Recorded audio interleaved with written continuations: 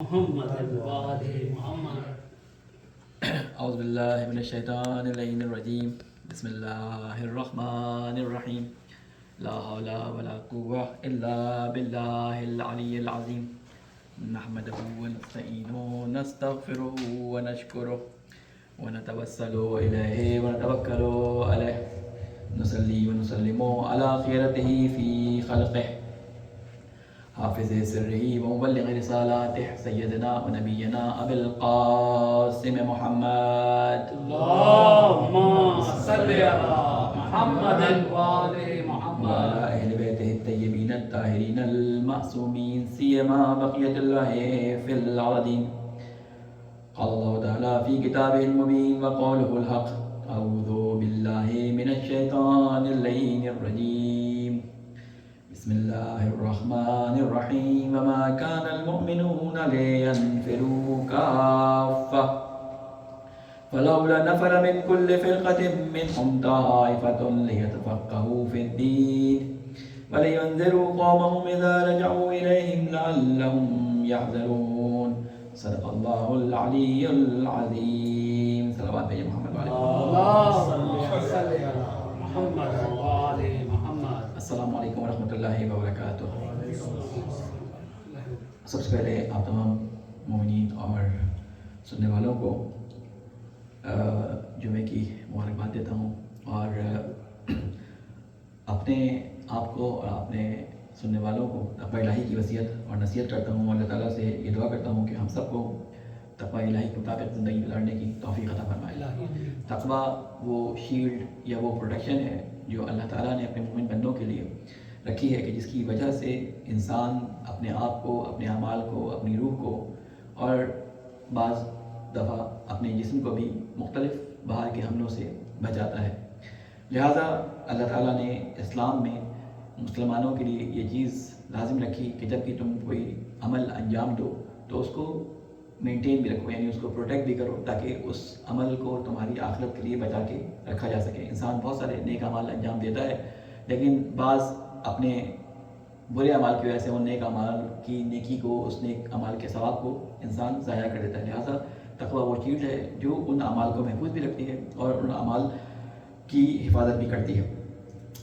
اللہ تعالیٰ نے قرآن مجید میں سورۃ توبہ میں آیت نمبر 122 میں، جو ہماری مسلسل گفتگو کا حصہ ہے، تقریباً 3 یا 4 ہفتوں سے ہم اس آیت کے اوپر گفتگو کر رہے ہیں اور اس سے متعلق مختلف روایات اور مختلف پہلو بیان کر رہے ہیں. آج اسی سے متعلق ایک روایت اور اس کی تھوڑی سی توضیح آپ کے سامنے بیان کرنا مقصود ہے. اس آیت کو چننے کا مقصد کیا تھا؟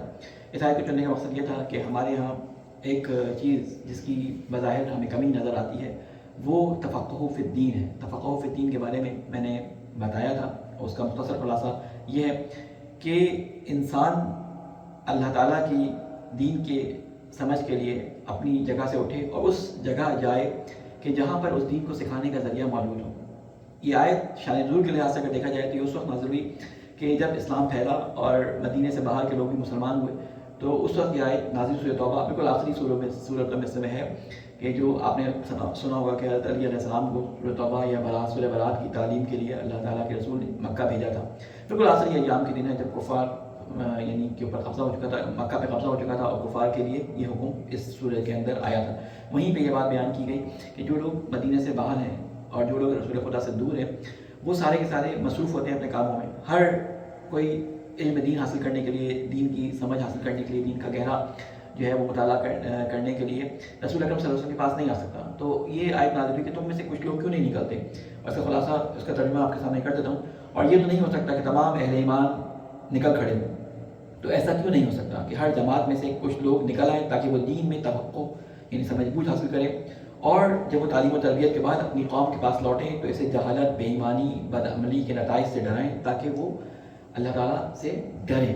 یہ اس آیت کا مختصر ترجمہ تھا، اور اس کے ذہن میں ہم نے بہت ساری باتیں بیان کی. آج جو چیز آپ کے سامنے اس کے اندر بیان کرنی ہے وہ اس میں کچھ الفاظ استعمال ہوئے ہیں، یتفقہ فی الدین.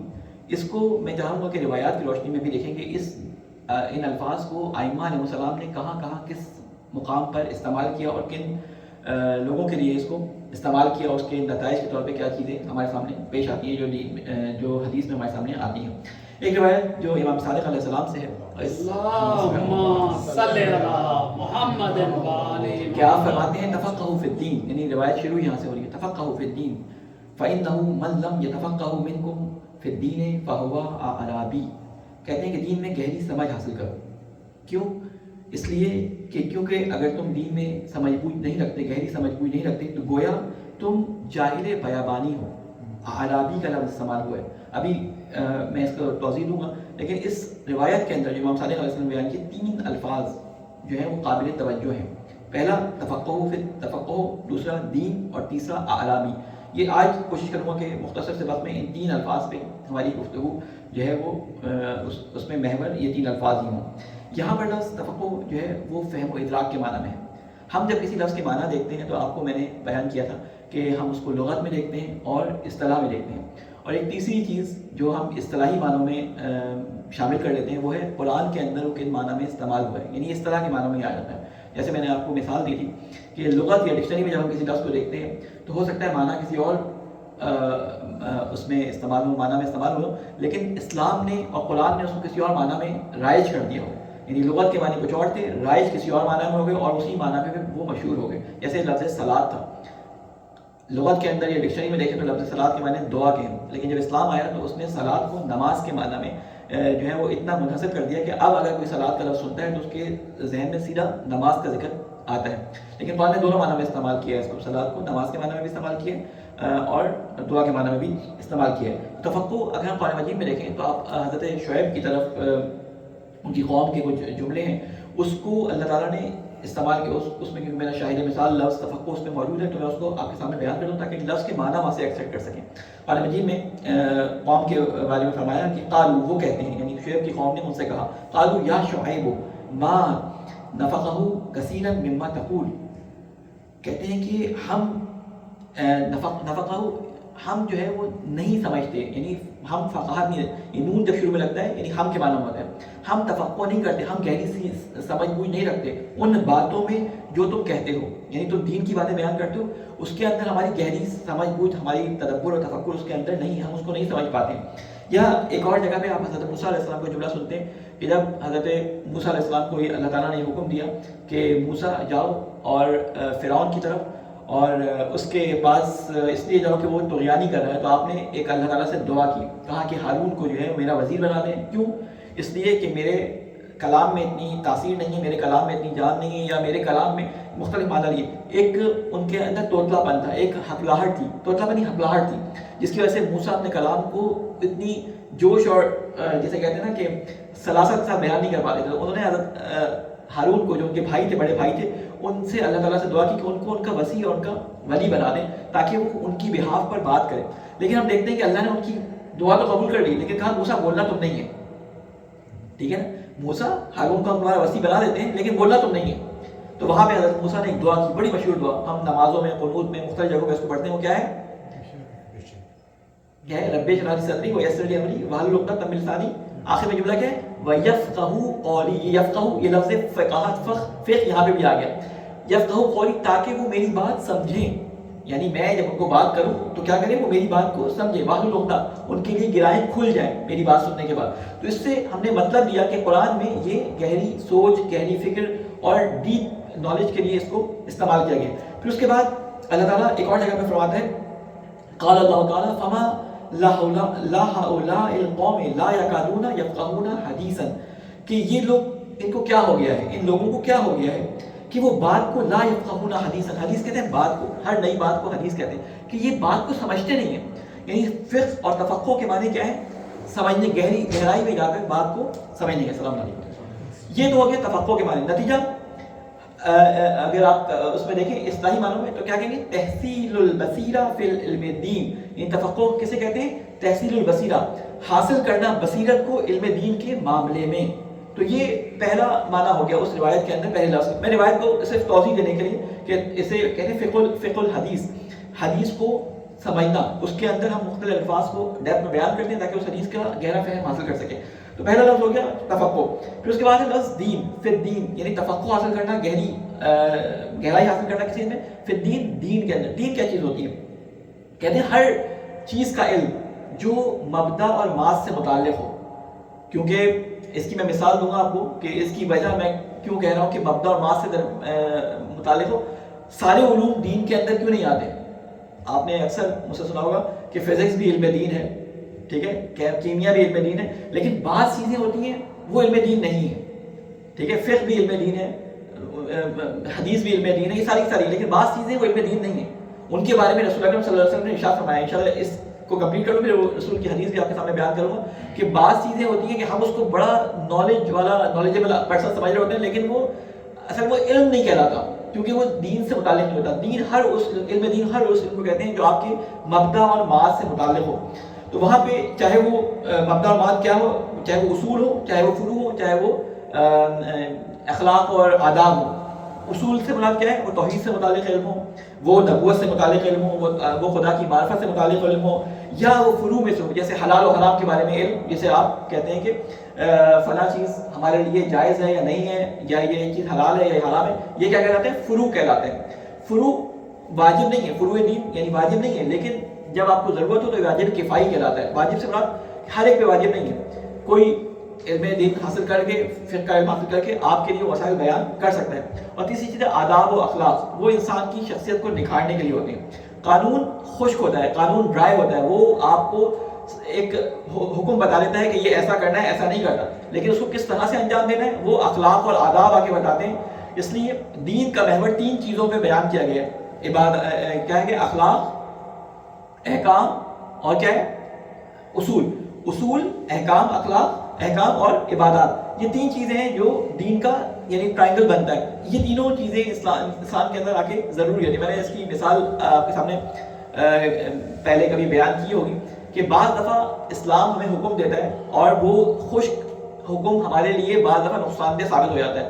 اور وہ آپ لوگوں نے سب نے محسوس کیا ہوگا، آپ کے اطراف میں بھی شاید یہ ہو، آپ کے گھر میں ہو یا آپ کے اطراف میں کسی گھر میں ہو، کہ بعض دفعہ اسلام کچھ حکم ایسے دیتا ہے کہ وہ خشک ہوتے ہیں. جب تک اخلاق اس میں شامل نہ ہو، جب تک آداب اس میں شامل نہ ہو، اس میں نکھار پیدا نہیں ہوتا. مثال دوں آپ کو، خواتین موجود نہیں ہے اس لیے مثال دے رہا ہوں، اگر ہوتی تو ذرا تھوڑا سا ہمارے اوپر وہ آ سکتا تھا، کرٹیسزم آ سکتا تھا. اللہ تعالیٰ نے جب شادی کا حکم دیا تو شادی کے بعد مرد کے اوپر تمام نفقہ عورت کا واجب رکھا، اور کچھ وجوہات اور کچھ چیزیں بتائیں کہ یہ تمہارے اوپر واجب ہے. مرد کا کھانا پینا، مرد کا رہائش کا مسئلہ اور مختلف چیزیں. اس کے بدلے میں عورت کے اوپر کچھ چیزیں واجب ہوتی ہیں، کچھ چیزیں واجب ہوتی ہیں. ان چیزوں میں سے آپ کی زوجیت کے جو ایشوز ہیں وہ اس کے لیے ہوتے ہیں. اس کے علاوہ آپ کی بات اس معاملے میں ماننا کہ گھر سے باہر جانے کے معاملے میں عورت کو مرد سے پوچھنا. فائنل ڈیسیجن اللہ تعالیٰ نے مرد کو دیا. لیکن ہوتا کیا ہے، جب آپ گھر میں کسی کام کے لیے عورت کو کہتے ہیں یا کہ خاتون کو کہتے ہیں، خاتون خانہ کو کہتے ہیں، وہ کہتے ہیں کہ جس طرح میں گھر کا فرد ہوں آپ بھی گھر کا فرد ہیں، آپ اس میں برابر کے شریک ہو جائیں. میرے اوپر اللہ نے واجب نہیں کیا، میں گھر میں کھانا بناؤں، میں ساس سسر کی خدمت کروں.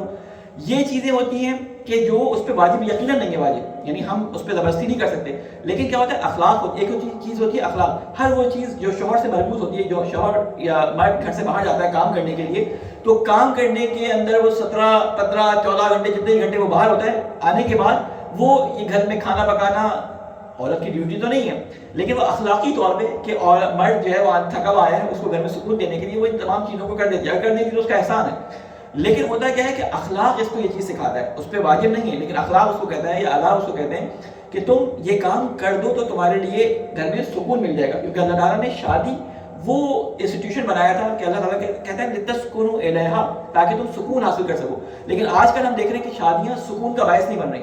شادی ہوتی ہے 3 مہینے بعد گھر میں ٹینشن شروع ہو جاتی ہے. شادی ہوتی ہے گھر میں 3 مہینے بعد اب باتیں ہونے لگتی ہیں کہ تمہارے والدین میرے ساتھ نہیں رہ سکتے، تمہارے بھائی میرے ساتھ نہیں رہ سکتے. اگر کوئی زیادہ اسلامی ہو تو کہتے ہیں میرے حجاب کا مسئلہ ہے. مختلف قسم کے مسائل شروع ہو جاتے ہیں. تو یہاں پر کیا ہوتا ہے کہ اگر یہ شرط وہ پہلے لگا دے، یعنی خاتون، کہ میں گھر میں یہ نہیں کروں گی تو وہ شادی نہ ہو. وہ ہڈن کچھ شرائط ہوتی ہے نا، کچھ شرائط کہتے ہیں نا کہ رولز آر اپلائی، یا وہ کیا کہتے ہیں وہ جو اشتہارات ہوتے ہیں نا اس میں لکھا ہے رولز آر اپلائی، یا ہڈن رولز ہوتے ہیں کچھ. تو وہ ہڈن رولز میں سے کچھ ایسی چیزیں ہوتی ہیں کہ آپ کو گھر کے اندر کچھ چیزوں کو اپنے ذمہ لینا ہے، کچھ چیزوں کو مردوں کو لینا ہے. اسلام اخلاقی طور پہ اس کو جو ہے وہ اس کو کہتا ہے کہ یہ کام تم کرو تو بہتر ہے، اگر نہیں کرو گے تو تمہاری ذمہ داری نہیں ہے. لیکن جب وہ کہتا ہے بہتر ہے تو زیادہ گھر کے اندر سکون رہتا ہے. ایک چیز اس مثال سے شاید ذرا اتنے ذہن نزدیک نہ ہو، لیکن ایک اور چیز آپ کے سامنے بتاؤں کہ دیکھیں اسلام میں کچھ رشتے بیان کیے گئے جو محرم کہلاتے ہیں، کچھ رشتے بیان کیے ہیں جو نامحرم کہلاتے ہیں۔ محرم کے ساتھ حجاب کا جو مسئلہ ہے وہ کچھ اور ہے، نامحرم کے ساتھ جو حجاب کا مسئلہ ہے وہ کچھ اور ہے۔ اسلام اجازت دیتا ہے خاتون کو کہ اپنے محرم کے سامنے وہ اپنے اعضاء کو کھول سکتی ہے، سوائے جو پرائیویٹ پارٹس ہیں ان کے علاوہ جو جسم کے ایسے اعضاء ہیں ان کو وہ کھول سکتی ہے جو غیر محرم کے سامنے نہیں کھول سکتی۔ یہ اسلام حکم دیتا ہے، یہ اسلام کا ڈرائی حکم ہے۔ لیکن کیا ہمارے معاشروں کے اندر جو مہذب معاشرے ہوتے ہیں، کیا عورت اپنے باپ بھائی یا اپنے جو سگے رشتہ دار سسر یا ایسے لوگ ان کے سامنے سولیے میں جاتی ہے؟ نہیں، کیونکہ اخلاق اگر آداب اسلامی اس کو وہ رعایت نہ کرے تو کیا ہوتا ہے کہ وہ ڈرائی حکم جو ہے وہ بعض دفعہ خرابیوں کا باعث بن جاتا ہے۔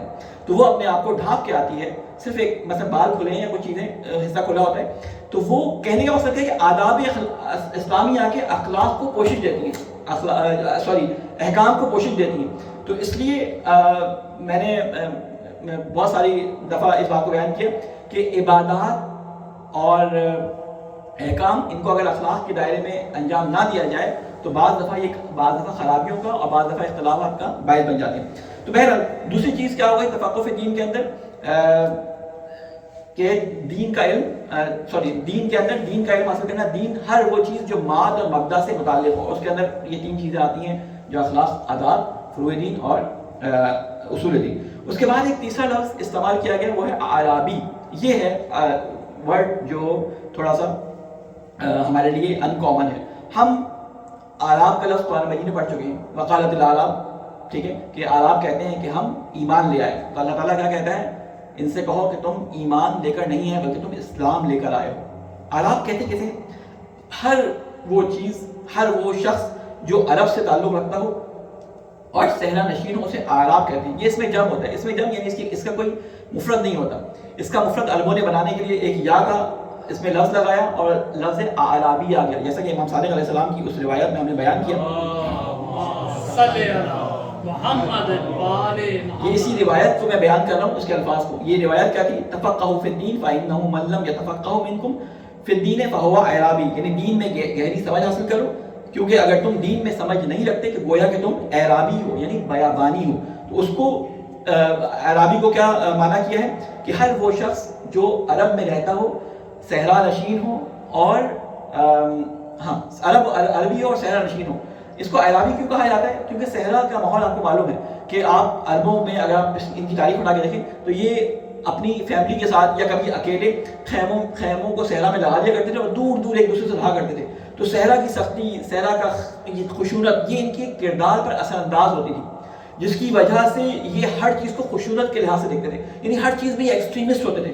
اگر یہ اسلام کے دشمن تھے تو ایکسٹریمسٹ تھے، اسلام لے آئے تب بھی ایکسٹریمسٹ تھے، اسلام لانے کے بعد بھی یہ اس چیز کے اندر پکے تھے اسلام کے اندر، اور جب اسلام نہیں لے کے آئے تو دشمنی میں پکے تھے۔ اس قرآن مجید اس کو سورۃ توبہ میں ہی اس کے بارے میں بیان فرماتا ہے، وَمِنَ الْأَعْرَابِ مَن يَتَّخِذُ الْأَعْرَابُ أَشَدُّ كُفْرًا وَنِفَاقًا۔ صحرائی عرب جو ہے کفر اور نفاق میں سب سے زیادہ سخت ہیں۔ صحرائی عرب کفر و نفاق میں سب سے زیادہ سخت ہیں، یعنی عرب جو ہیں وہ ہر چیز میں سختی سے کام لیتے ہیں۔ وَأَجْدَارُ أَلَّا يَعْلَمُوا حُدُودَ مَا أَنزَلَ اللَّهُ عَلَى رَسُولِهِ وَاللَّهُ عَلِيمٌ حَكِيمٌ۔ اور یہ اسی قابل ہے کہ ان احکام کے حدود و قیود کو نہ سمجھیں، یعنی اللہ تعالیٰ کے رسول جب ان کے سامنے حکم کو، اسلام کو بیان کرتے تھے تو یہ اس کو سمجھتے ہی نہیں تھے، کیونکہ یہ وہ اپنی اعرابیت سے نکلتے نہیں تھے۔ اللہ تعالیٰ نے ان کو ایک طنزآمیز جملہ کہا ہے کہ یہ اسی قابل ہے کہ یہ نہ سمجھیں۔ کیوں؟ اس لیے کہ اپنی اعرابیت سے نہیں نکل رہے، ان کو جاہلیت کا لقب دیا تھا۔ جاہلیت عرب، آپ نے سنا ہوا لفظ جاہلیت کس وجہ سے کہا جاتا تھا؟ یہ اتنے خشن ہوتے تھے کہ اپنی بات سے ہٹنے کو تیار نہیں تھے، اگر دشمنی رکھتے تھے تو اتنی پکی رکھتے تھے، اگر کسی بات پہ اڑ آتے تھے تو اتنے زبردست قسم سے اڑتے تھے کہ سالوں ان کے درمیان دشمنیاں چلتی تھیں۔ تو اللہ تعالیٰ کہتا ہے کہ ان کے لیے حق ہے، ان کے اوپر کیا حق ہے ان کا کہ یہ نہ سمجھیں اسلام کو، آپ کے دین کو۔ کیوں؟ اس لیے کہ اعرابیت سے نکل نہیں رہے۔ اس کے بعد فرماتا ہے کہ جو خدا نے اپنے رسول پہ نازل کیا، اللہ بڑا جاننے والا، بڑی حکمت والا ہے۔ اور پھر اس کے بعد فرماتے ہیں کہ یہ کلی حکم نہیں ہے، انہیں اعراب میں سے بہت سارے لوگ ہیں جو اسلام میں داخل ہوئے ہیں۔ آگے قرآن مجید میں اللہ تعالیٰ اس ایکسیپشن کو بیان کرتا ہے، وَمِنَ الْأَعْرَابِ مَن يَتَّخِذُ مَا يُنْفِقُ مَغْرَمًا وَيَتَرَبَّصُ بِكُمُ الدَّوَائِرَ عَلَيْهِمُ دَائِرَةُ السُّوءِ وَاللَّهُ سَمِيعٌ عَلِيمٌ۔ صحرائی عربوں میں سے کچھ لوگ ہیں جنہوں نے اپنی اعرابیت کو چھوڑا، ٹھیک ہے، اور راہ خدا میں جو وہ خرچ کرتے ہیں اسے جرمانہ سمجھتے ہیں۔ ٹھیک ہے. یہ یعنی جب تک اعرابی تھے یہ اللہ کی راہ میں جو خرچ بھی کرتے تھے نا جیسے تو وہ کہتے تھے یہ جرمانہ ہے, اللہ تعالیٰ نے ہمارے اوپر جرمانہ رکھا ہے, ٹھیک ہے, اور یہ زمانے کی گردشوں کے منتظر ہیں کہ تم پر کوئی گردش آ جائے اور اسلام سے گلوخ خلاصی کرائے تاکہ اسلام کو چھوڑ کے چلے جائیں. جب تک یہ اپنی عربی سوچ میں رہتے ہیں تو یہ دین کو سمجھ نہیں پاتے, یہ کچھ خرچ بھی کر رہے ہیں انفاق یا زکوٰۃ یا خمس اگر دے بھی رہے ہوتے ہیں تو کہتے ہیں اللہ تعالیٰ نے ہمارے پر جرمانہ رکھا ہے اور کفارہ وغیرہ اس کو جرمانہ سمجھتے ہیں, ٹھیک ہے. تو ان کے بارے میں اللہ تعالیٰ نے فرمایا کہ یہ اعرابی ہیں کیونکہ یہ دین کو سمجھ بوجھ کے معاملے میں سختی سے کام لیتے ہیں. تو امام صادق نے یہ جملہ یہ لفظ اعرابی استعمال کیا, کہا کہ اگر تم دین میں تفقہ حاصل نہیں کرو گے علم دین کے اندر تو کیا ہوگا کہ تم اعرابی ہو جاؤ گے, یعنی تم اپنے آپ کو اس طرح بنا لو گے کہ تم اپنے آباء و اجداد کے دین پہ چلو گے, دین اسلام تمہیں جو بات کہے گا اس کو تم قبول نہیں کرو گے, تم کہو گے ہمارے دادا پردادا ہمارے خاندان والے ایسے کرتے تھے ہم ایسے ہی کریں گے. تو علم دین کو سمجھ کے علم دین کو جسے کہتے ہیں کہ گہرائی کے ساتھ تفکر اور تأمل کے ساتھ جو ہے وہ ہمیں اپنانا چاہیے. اسی سلسلے میں نے ایک چیز یہ بیان کی تھی کہ سنا سنایا دین اور پڑھا ہوا دین ان دونوں میں بہت فرق ہے. ہمارے یہاں اکثر لوگ جو دین اسلام میں آتے ہیں یا اپنے مذہب کو چھوڑتے ہیں ان سے اگر سوال کیا جائے تو مذہب کے چھوڑنے کی وجوہات میں آپ کو نظر آئے گا کہ ان کی کوئی جذباتیت موجود ہے, ان کا کوئی لگاؤ موجود ہے, یا شادی کی وجہ سے یا جاب کی وجہ سے کسی وجہ سے وہ اپنے دین کو چھوڑتے ہیں. اگر وہ ہندوازم سے آئے ہیں یا وہ عیسائیت سے آئے ہیں یا وہ یہودیت سے آئے ہیں, اگر ان سے پوچھا جائے بھائی تم نے عیسائیت یا یہودیت یا ہندوازم کو کیوں چھوڑا, کیا تم نے اپنی ان کتابوں کو ویدوں کو پڑھا تھا, تم نے کیا انجیل کو پڑھا تھا, تم نے کیا توریت کو پڑھا تھا, تو انہوں نے اپنی کتابوں کو بھی نہیں پڑھا تھا لیکن کسی جاذبیت کی وجہ سے کسی اٹریکشن کی وجہ سے وہ اپنے دین کو تبدیل کر کے اسلام میں آ جاتے ہیں. مثال کے طور پہ آپ نے بہت سنا ہوگا, میرے ساتھ تو آتا ہے کہ مولانا جی نکاح پڑھانا ہے, جی کہاں کس مسجد میں کس جگہ, کہ نہیں وہ گھر میں پڑھانا ہے. اچھا تو کیوں گھر میں کیوں پڑھانا ہے, کہیں اور کیوں نہیں پڑھوا رہے؟ کہتے ہیں اصل میں وہ لڑکا جو ہے وہ ابھی مسلمان ہوا یا لڑکی ابھی مسلمان ہوئی ہے تو آپ نے آ کے پہلے اس کو کلمہ پڑھانا ہے اور پھر نکاح پڑھانا ہے, کیونکہ مسلمان کا نکاح غیر مسلمان سے نہیں ہو سکتا. تو پہلے آپ کو جا کے اس کو مسلمان کرنا ہوتا ہے کلمہ پڑھا کے, اور پھر اس کے بعد جو ہے وہ آپ کو اس کو نکاح پڑھانا ہوتا ہے. تو وہاں پر چلو مسلمان ظاہری طور پہ ہو گیا, نکاح تو جائز ہے, لیکن وہ اصل میں وہ اسلام کی وجہ سے اسلام نہیں لا رہا ہوتا, اس لڑکی کی وجہ سے یا اس جاب کی وجہ سے اسلام لے کے آ رہا ہوتا ہے. اس کا اسلام بھی ویسے ہی ہوتا ہے جس طرح آیا ہوتا ہے اسی طرح چلا بھی جاتا ہے, جس طرح آیا ہوتا ہے اسی طرح چلا بھی جاتا ہے. تو اللہ تعالیٰ فرماتا ہے کہ دین میں آنے کے لیے تم جو چیز معلوم کر رہے ہو اس کی تمہیں سر اور دم پتہ ہونا چاہیے. یہ سر اور دم میرے الفاظ ہیں, اللہ کے الفاظ نہیں ہیں. یعنی تمہیں معلوم ہونا چاہیے جو الفاظ جو تم کام کر رہے ہو اس کا ریزن کیا ہے, وہ کس بنیاد پہ کر رہے ہو. آیا اللہ کا حکم ہے, اس کے رسول کا حکم ہے, یا ائمہ کی طرف سے تمہیں کوئی حدیث ملی ہے اس طرح کی تب یہ کام کر رہے ہو, یا تم نے اپنے رسومات کو دیکھتے ہوئے اس کام کو اپنے دین کا حصہ بنا لیا ہے. بہرحال اللہ تعالیٰ ہم سب کو اس اعرابیت سے جو ہے بجائے. صلوات بھیجو ہمارے علی محمد اللہم صلی علی محمد و آل محمد. یہ ایک اور صلوات بھیجو ہمارے علی محمد. اللہم صلی علی محمد و آل محمد. یہ اعرابیت اگر آپ کو اپنے زمانے میں دیکھنی ہو تو آپ کو اس کی بہت بہترین مثال وہابیت کی نظر آئے گی. ٹھیک ہے, یہ عبداللہ بن وہاب یا ابن تیمیہ یا احمد بن حنبل یہ جب تک ان علاقوں میں تھے کہ جہاں پہ تمدن موجود تھا یہ وہاں پر ان کی بات نہیں چل سکی. ٹھیک ہے, ابن محمد بن وہاب یا ابن تیمیہ جب تک بغداد میں تھے, بغداد میں پڑھا لکھا ماحول تھا, پڑھے لکھے ماحول میں ان کی باتیں نہیں چلی. جب یہ آئے عرب حجاز کے اندر, حجاز والے عرب بدو اعرابی تھے, انہوں نے دین کو جب ان سے لیا اسی خشونت کے ساتھ لیا. آج آپ دیکھیں وہابیت کے اندر جو باتیں اور تعلیمات دی جاتی ہیں ان میں خشونت بہت زیادہ پائی جاتی ہے. خشونت پتہ ہے نا, یعنی بہت زیادہ ایکسٹریمزم, یعنی وہ کہیں گے اگر تم نے یہ کام نہیں کیا بس تم کافر. اگر دین میں دینیت ہو لیکن عقل و فہم نہ ہو تو وہ کیا بن جاتے ہیں, خوارج بن جاتے ہیں. مولا علی علیہ السلام کے ساتھ جو لوگ تھے وہ بڑے دیندار تھے, ان کی جیسے کہتے ہیں کہ آنکھوں میں اللہ کی بات کے بعد آنسوؤں کی لڑی لگ جاتی تھی, ان کے ماتھوں پہ سجدے کے بڑے بڑے نشان تھے, ان کے گھٹنے طویل سجدوں کی وجہ سے جو ہے وہ اونٹ کی گھٹنوں کی طرح سے ہو گئے تھے. قرآن کی بڑی خوبصورت تلاوت کیا کرتے تھے لیکن عقل و فہم اور دین کی ڈیپتھ ان میں نہیں تھی. تو اللہ تعالیٰ کے منتخب شدہ امام کے سامنے آ کر علی کو نعوذ باللہ کہنے لگے اے علی تم نعوذ باللہ کافر ہو گئے. تو جب دین کے اندر گہرائی نہ ہو اور اس کی سمجھ بوجھ نہ ہو تو اس طرح کی جسے کہتے ہیں تحریکیں آپ کے سامنے اٹھے گی. خوارج اٹھے, پھر وہابیت اٹھی, اور آپ کے زمانے میں داعش جو ہے آپ کو نظر آتے ہیں. تو یہ کس وجہ سے؟ دین میں فہم نہ حاصل کرنے کی وجہ سے. اس کا بہترین طریقہ کیا ہے دین میں فہم حاصل کرنے کا؟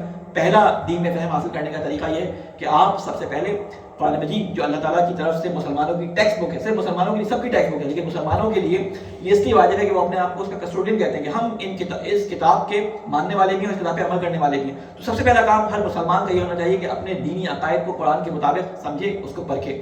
پھر اس کے بعد اگر اس کو قرآن سے بات سمجھ نہیں آ رہی تو وہ احادیث کے مجموعے کی طرف جائے، اور پھر احادیث کے مجموعے میں بھی اس کو السلام علیکم بات سمجھ نہ آئے تو پھر وہ علماء کی طرف رجوع کرے اور کہے کہ ہمیں یہ اپنا جو کام ہے اس کی ریزن سمجھ نہیں آ رہی.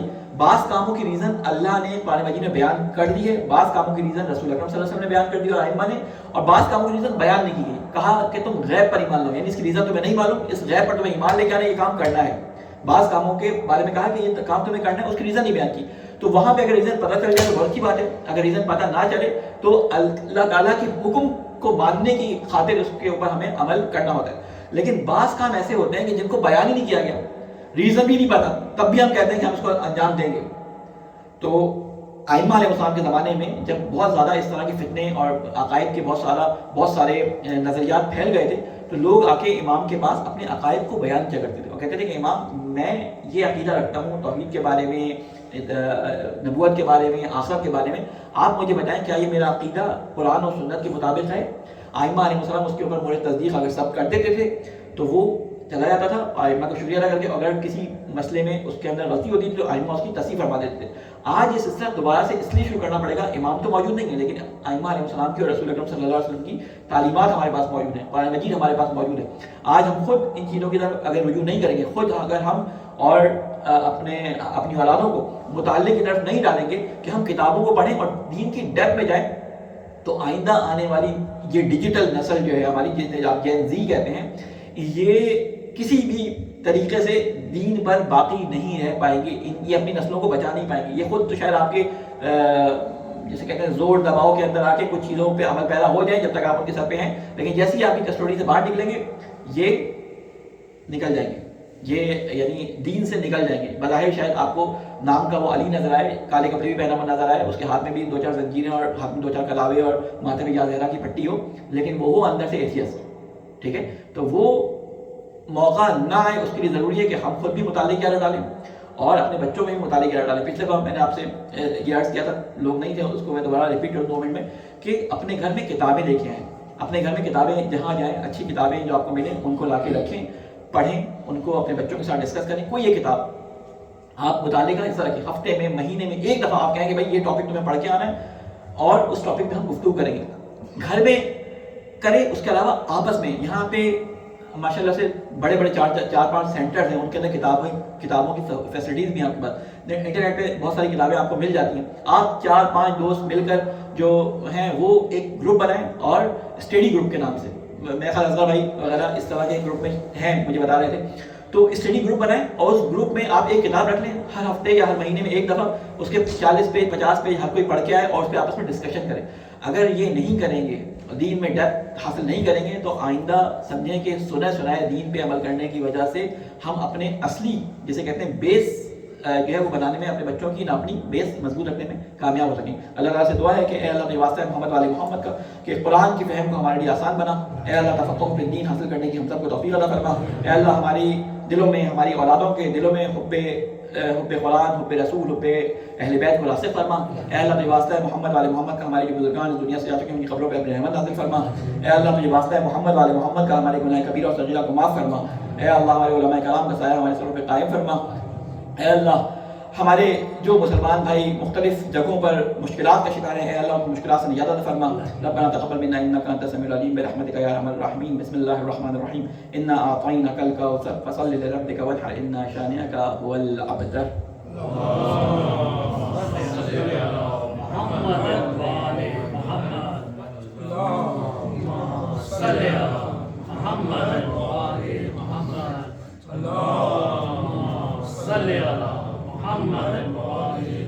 أعوذ بالله من الشيطان اللعين الرجيم. بسم الله الرحمن الرحيم.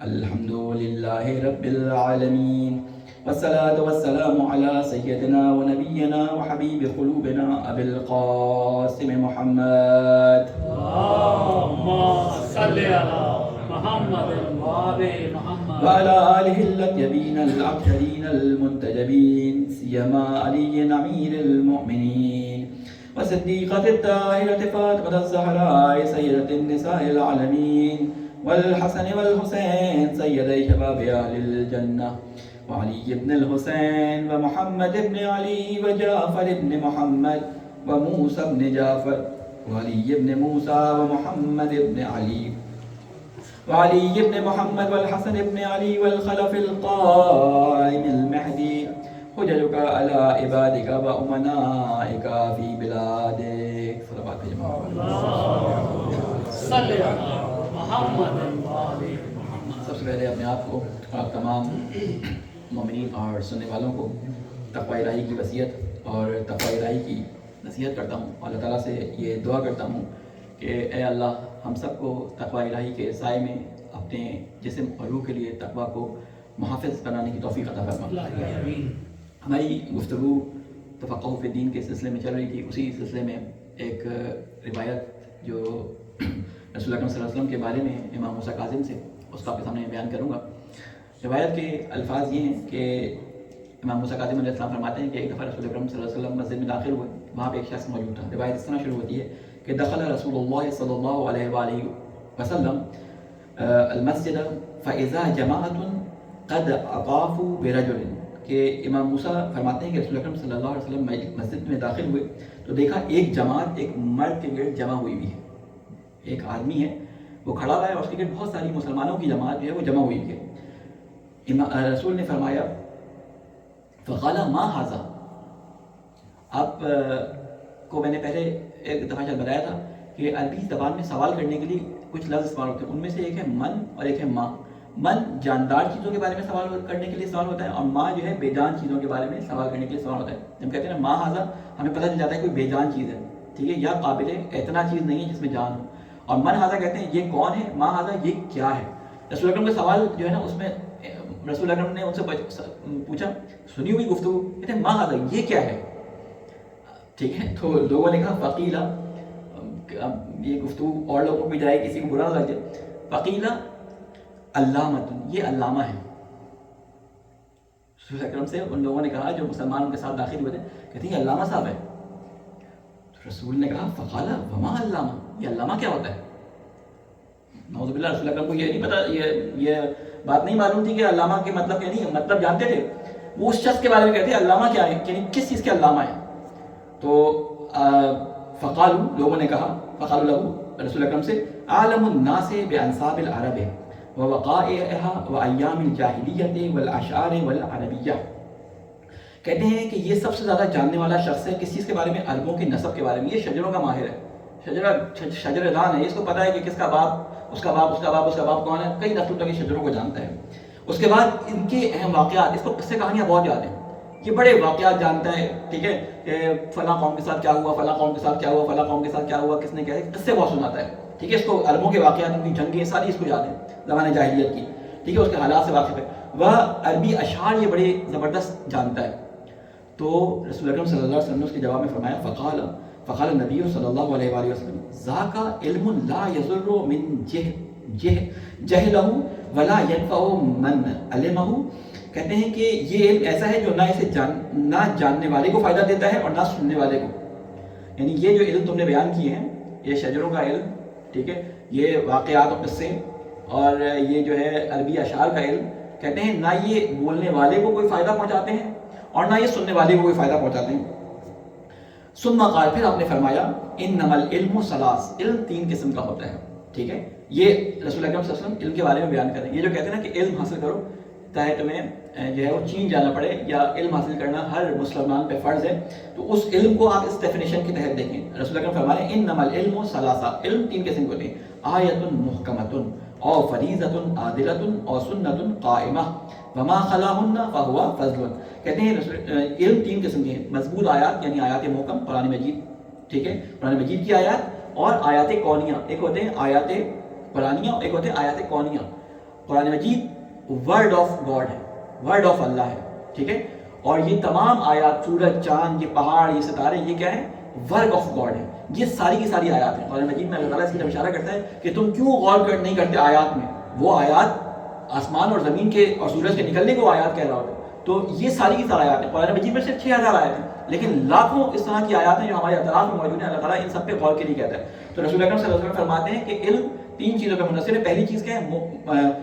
مضبوط آیات یعنی آیات محکمہ، واجبت، اور دوسرا کیا ہے؟ فریضۃ عادلہ، اور واجب فریضہ یعنی فرائض کا جاننا. اسلام کے انسان کے اوپر اس کے اللہ تعالیٰ کے مقابلے میں کیا فرائض بنتے ہیں ان سے آگاہی حاصل کرنا. یعنی انسان کو پتہ ہونا چاہیے کہ اس کی ڈیوٹی اللہ کے مقابلے میں کیا ہے. اس کو اپنی جاب کے بارے میں معلوم ہوتا ہے، اس کے ماں باپ کے متعلق معلوم ہوتا ہے کہ ان کے ساتھ کیا کرنا ہے. اس کو اپنے بچوں کے ساتھ معلوم ہوتا ہے کہ اس کی ڈیوٹی کیا ہے. لیکن اس کو پہلے سب سے یہ معلوم ہونا چاہیے کہ اس کی اللہ کے سامنے اس کی ڈیوٹی کیا ہے. اور تیسری چیز ہے